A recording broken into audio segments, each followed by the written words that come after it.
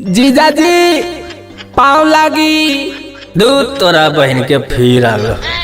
अरे खुश रह खुश रह।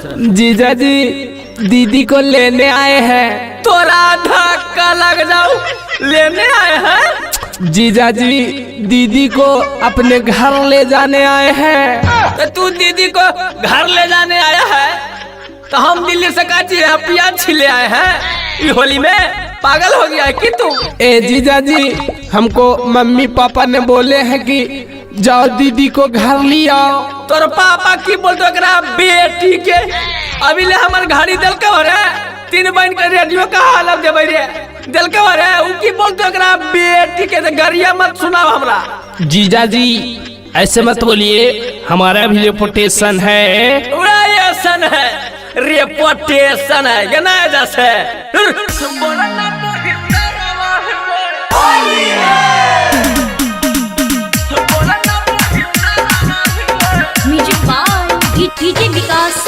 Mix by DJ star. Bholenath recording studio बानावर बिशुनगंज।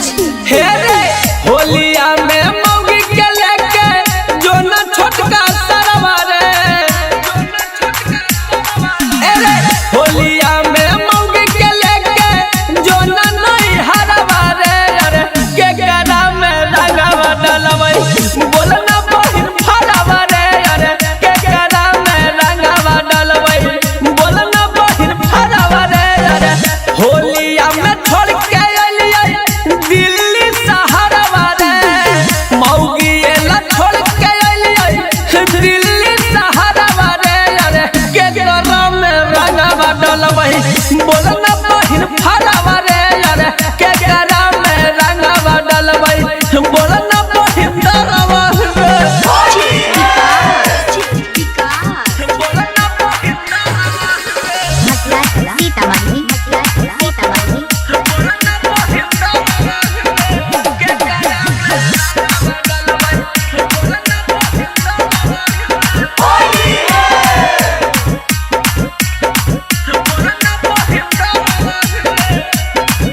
रे सारावा अपने खैमी पुआ फुलौरी हम की खैबै रे।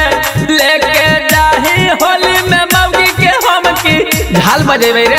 आई भोलेनाथ रिकॉर्डिंग स्टूडियो बानावर बिशुनगंज। रे सारावा अपने खैमी पुआ फुलौरी हम की खैबै रे। लेके जाही होली में मौगी के हम की झाल बजेबै रे।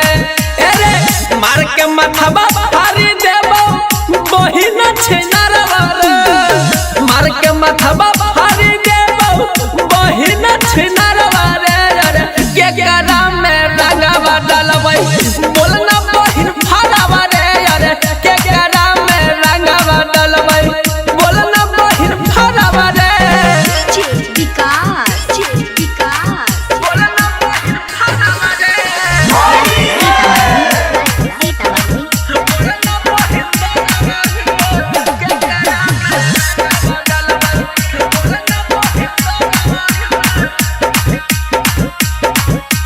भोलेनाथ रिकॉर्डिंग स्टूडियो बानावर बिशुनगंज। रे सारावा होली में गो हमारा साप बन के छोड़ी दे दासल रे। हमरा त शौक लगो हो हई तू हमारा मौगी से फसल रे।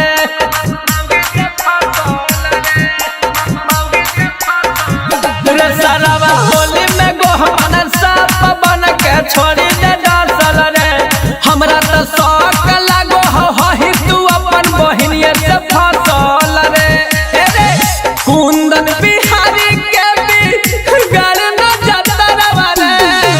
राइटर रवि के भी गाल न जतरवा रे। अरे के गरा में रंगवा डलवै बोल ना बहिन फरवा रे। अरे के गरा में रंगवा डलवै बोल ना बहिन दरा रे।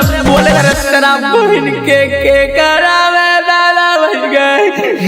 अम्माया बंदा इनो साल लेके चल गए।